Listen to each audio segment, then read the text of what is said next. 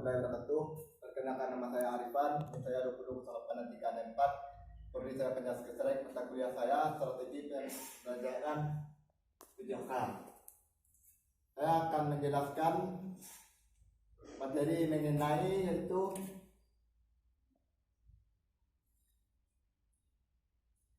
teknik strategi pembelajaran berbasis masalah dan penerapannya. Jadi strategi pembelajaran itu adalah suatu hal yang akan kita persiapkan dalam sebuah pembelajaran. Yang pertama, contoh dalam pembelajaran waktu kita SD, yang pertama kita akan memulai dari cara-cara mengenal huruf atau angka. Baru lanjut dari yang mudah ke yang tersulit. Jadi strategi itu pembelajaran itu berbasis masalah dapat kita artikan sebagai rangkaian dari contoh dalam pembelajaran itu seperti soal yang cukup rumit. Nanti kita akan mencari apa permasalahan dari soal tersebut sehingga kita mendapatkan solusi atau jawaban dari soal tersebut. Atau rangkaian aktivitas pembelajaran yang menekankan pada proses penyelesaian masalah yang dihadapi secara ilmiah atau spontan. Contoh dalam bidang olahraga, kita akan contoh dalam bermain sepak bola. Dalam bermain sepak bola kita akan membagi dua regu antara 11 tim dan 11 tim lainnya. Jadi kita akan mempersiapkan strategi, contohnya strategi bermain, bagaimana posisi contoh kiper, back dan posisi lainnya, dan untuk mengatur serangan.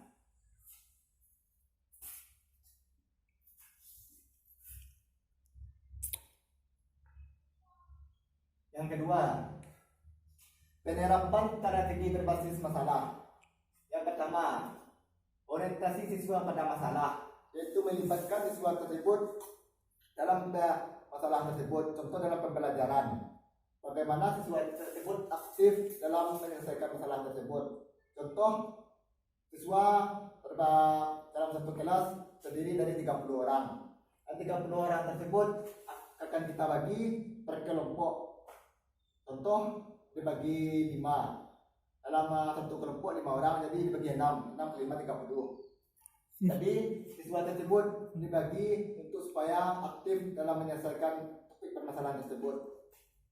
Yang kedua, mengorganisasi siswa untuk belajar. Kita akan memberikan dorongan kepada siswa tersebut supaya bisa mengerjakan topik permasalahan tersebut, sehingga siswa tersebut umpama tidak bermenung-menung dan tidak hanya sibuk dengan HP atau tidak mengenal temannya tersebut. Jadi mengorganisasi itu membimbing siswa tersebut supaya aktif dalam menyelesaikan permasalahan tersebut. Yang ketiga, membimbing penyelidikan individual maupun kelompok. Jadi guru ikut serta menjelaskan beberapa topik permasalahannya sehingga siswa tersebut berdiskusi dan membentuk kelompok dan menjalin kerjasama dan memberikan pendapat-pendapatnya masing-masing.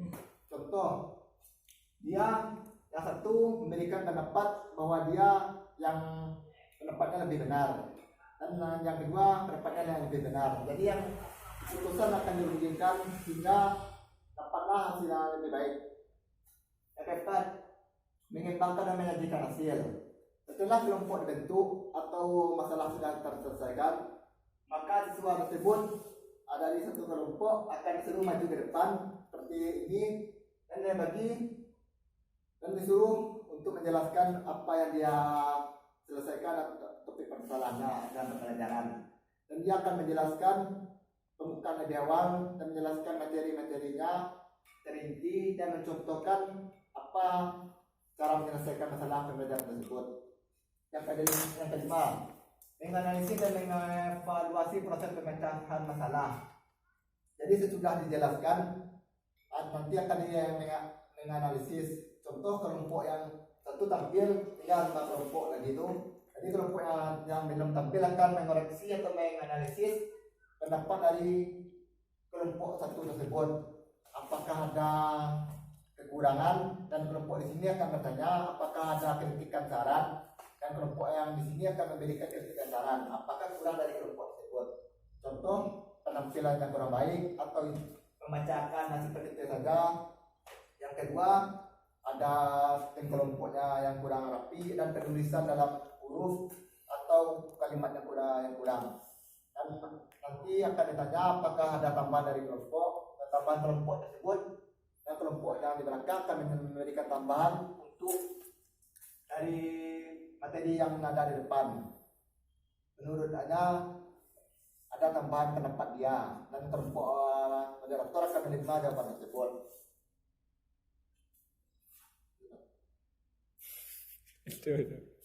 Dan kesimpulannya yaitu strategi penyelesaian pembelajaran dalam masalah. Jadi dalam pembelajaran kita harus menyusun strategi. Strategi itu sangat penting. Contoh dalam mengambil mata kuliah, kita akan memilih mata kuliah yang akan kita terapkan. Yang pertama, di semester 1 kita akan mengambil mata kuliah dasar, dan kita akan bersosialisasi sama teman-teman yang baru. Jadi dari sana kita akan bisa mengenal teman serta mengenal beberapa karakter guru ataupun dosen. Jadi strategi tersebut sangat berguna dalam pembelajaran maupun kehidupan sehari-hari. Dalam pembelajaran sangat penting, tidak hanya dalam belajar kelompok, tapi individu juga sangat penting. Contoh, saat belajar individu, kita akan menyusun strategi. Contoh dalam mengejarkan soal, beberapa teknik. Contoh dalam pembelajaran statistik, kita akan menyusun apa ya soal yang keluar, dan kita menyesuaikan dengan rumus yang akan kita pakai. Jadi tidak sembarang rumus saja yang kita pakai. Jadi kalau sembarang rumus hasilnya tidak akan sesuai, dan yang kita teliti pun akan berbeda hasilnya dan tidak sesuai struktur. Dan dalam masyarakat juga menggunakan strategi dalam pemecahan masalah. Contoh, ada konflik antar keluarga, akan ada namanya merundingkan atau bermusyawarah, dan bagaimana untuk menyelesaikan konflik tersebut. Itu yang dalam masyarakat. Apakah sila putusannya yang diambil akan dipertemukan antara dua belah pihak, dan pihak yang lain dan pihak yang satunya. Jadi pembelajaran masalah yaitu pembelajaran yang diterapkan kepada siswa supaya siswa tersebut aktif dan menyusun strategi yang akan diterapkannya. Jadi pembelajaran berbasis masalah itu pelajaran yang akan dicari oleh siswa dan diapakan dan didiskusikan untuk mencari topik permasalahan yang dapat diselesaikan lebih cepat. Baiklah, itu yang dapat saya sampaikan. Assalamualaikum warahmatullahi wabarakatuh. Jadi penerapan strategi berbasis masalah tersebut jadi tidak hanya kelima ini saja. Jadi kita akan membimbing penyelidikan individual maupun kelompok pada siswa. Jadi siswa tersebut akan mengatur posisinya masing-masing dalam berbagai kelompok. Jadi siswa akan bisa mencari materi mengenai topik masalah tersebut, mengembangkan dan menyajikan hasil. Jadi siswa tersebut akan mengembangkan topik permasalahan tersebut dan menyajikan hasilnya, contoh dalam memaparkan hasilnya ke depan. Jadi dia akan menjelaskan beberapa materi intinya, contoh dalam pembelajaran dalam masalah. Dia akan menjelaskan apa itu pembelajaran.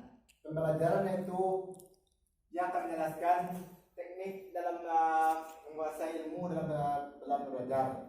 Dan jadi siswa akan bisa menyampaikan beberapa pendapatnya dalam belajar, serta memaparkan hasilnya dan meminta pendapat dari kelompok lain.